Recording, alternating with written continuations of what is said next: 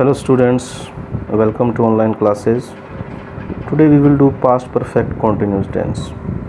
Past perfect continuous tense का प्रयोग ऐसे कार्य हेतु किया जाता है जो at the time of speaking से पूर्व भूतकाल से लगातार जारी थे। तो एग्जाम्पल इसके हैं हिंदी में। देखिए, राम 2 घंटे से टीवी देख रहा था। राम 2 बजे से टीवी देख रहा था।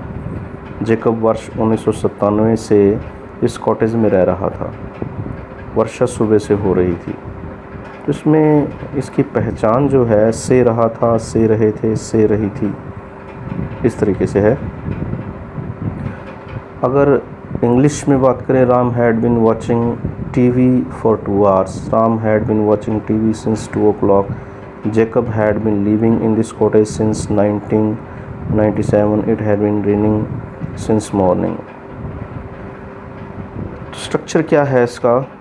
Subject plus had been plus fourth form plus object plus since for plus कुछ और अदर वर्ड्स हो सकते हैं। तो प्रेजेंट परफेक्ट कॉन्टिन्यूस टेंस के अंदर भी हम सिंस और फॉर की बात कर चुके हैं और इसमें भी सेम थिंग है। सिंस जो है पॉइंट ऑफ टाइम के लिए यूज़ होता है और फॉर जो है पीरियड ऑफ टाइम के लिए यूज़ होता है। तो देखिए, अब पास्ट परफेक्ट कॉन्टिन्यूस का हमें कैसे पता चलेगा? तो उसमें पास्ट शो हो रहा होगा, उस तरीके से हमें पता चलेगा। अब नेगेटिव और इंटेरोगेटिव सेंटेंसेस। नेगेटिव सेंटेंसेस में subject had plus not plus been plus fourth form of verb plus object और सिंस फॉर तो आएगा ही। Interrogative had plus subject plus been plus fourth form plus object.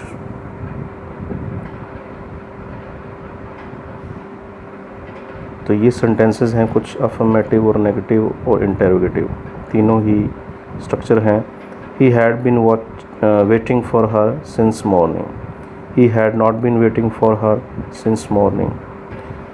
Had he been waiting for her since morning. Interrogative में ये structure रहेगा। Okay, तो ये कुछ एग्जांपल्स हैं। अब नेक्स्ट है interrogative plus negative sentences. Had plus subject plus not plus been plus fourth form, या हम कह सकते हैं first form I N G plus object. एक और स्ट्रक्चर जैसे कि पहले भी हमने इनके बारे में बात की थी, had not plus subject plus been plus fourth form plus object question mark. Affirmative, I had been flying kite since morning. Interrogative negative की बात करें तो had I not been flying kite since morning, in this way. तो next है use of past perfect continuous tense in various situations. Past perfect continuous का प्रयोग ऐसे action हेतु किया जाता है जो पास्ट में किसी समय बिंदु, पॉइंट ऑफ टाइम या अवधि, पीरियड ऑफ टाइम से लगातार जारी थे। He had been working since dawn. I had been flying kite since morning. तो ये पहले हमने बात कर ली है। पास्ट परफेक्ट के रिपीटेड एक्शन को भी पास्ट परफेक्ट कॉन्टिन्यूस में व्यक्त किया जा सकता है। He had tried 5 times to contact her. He had been trying to contact her, यानी कि कोई काम लगातार चल रहा है, किए जा रहे हैं हम पास्ट में। तो ये थे हमारे पास्ट के tenses. We have completed past tense, its 4 parts. Next है फ्यूचर टेंस। तो फ्यूचर टेंस की बात करें तो it has also its 4 parts। इसके भी 4 parts हैं। Future indefinite, future continuous, future perfect, future perfect continuous. उपरोक्त चारों वाक्य फ्यूचर टेंस के हैं, लेकिन कार्य की अवस्था के अनुसार ये फ्यूचर टेंस की अलग अलग श्रेणियों को स्पष्ट करते हैं। इनके एग्जाम्पल भी देख लेते हैं। वह एक पत्र लिखेगा, he will write a letter. वह एक पत्र लिख रहा होगा, he will be writing a letter. वह एक पत्र लिख चुका होगा, he will have written a letter. वह 1 घंटे से पत्र लिख रहा होगा, he will have been writing a letter for an hour. नीचे भी एग्जाम्पल दिए गए हैं। भविष्य में सामान्यतः संपन्न होने वाले कार्यों हेतु फ्यूचर इंडेफिनिट का प्रयोग होता है। वह जयपुर जाएगा, he will go to Jaipur. Sita गाना गाएगी, Sita will sing a song. वे फुटबॉल खेलेंगे, they will play football. Okay, तो आगे भी एग्जाम्पल हैं कुछ। हम घर की सफाई करेंगे, we shall clean the house. मैं पढ़ाई करूँगा, आई शैल स्टडी। आगे वो बात कर रहा है, उक्त सभी वाक्य फ्यूचर इंडेफिनिट के हैं। इनसे कार्य का भविष्य में संपन्न होना व्यक्त होता है। और देखिए नीचे कुछ और भी है सेंटेंसेस, जैसे शायद आज वर्षा होगी, इट मे रेन टुडे, यानी कि ये भी फ्यूचर को शो करता है। मे जो है हेल्पिंग वर्ब, वो भी फ्यूचर को बताता है। उसे जाने दो, लेट हिम गो, यानी भविष्य में हम कह रहे हैं उसे जाने दो। आओ हम बाजार चले, लेट्स गो टू मार्केट। वो पॉइंट क्या कहता है, याद रखें जो प्रेजेंट अथवा पास्ट नहीं है वह फ्यूचर है। उक्त वाक्यों में मे, कैन, मस्ट के प्रयोग को समझने का प्रयास करें। इन वर्ब्स के प्रयोग से यह पता चलता है कि जो भी कार्य होगा वह भविष्य में होगा। लेट का प्रयोग भी यह स्पष्ट करता है कि कार्य भविष्य में होगा।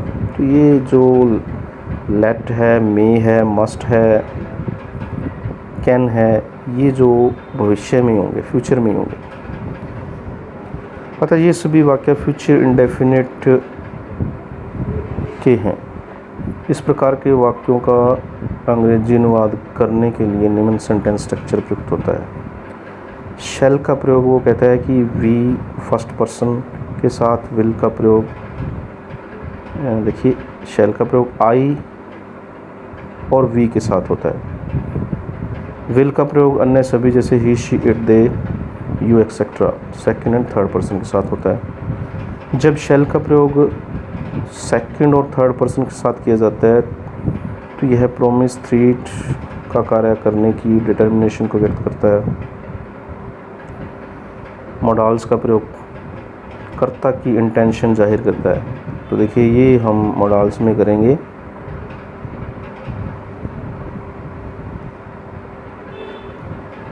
आगे नेगेटिव, इसका जो अफर्मेटिव का स्ट्रक्चर है, subject plus will shall plus first form only and object. यहाँ पर ये स्लैश दिया हुआ है कैन में, ये इनमें से भी हेल्पिंग वर्ब हो सकती है, और लास्ट में ऑब्जेक्ट।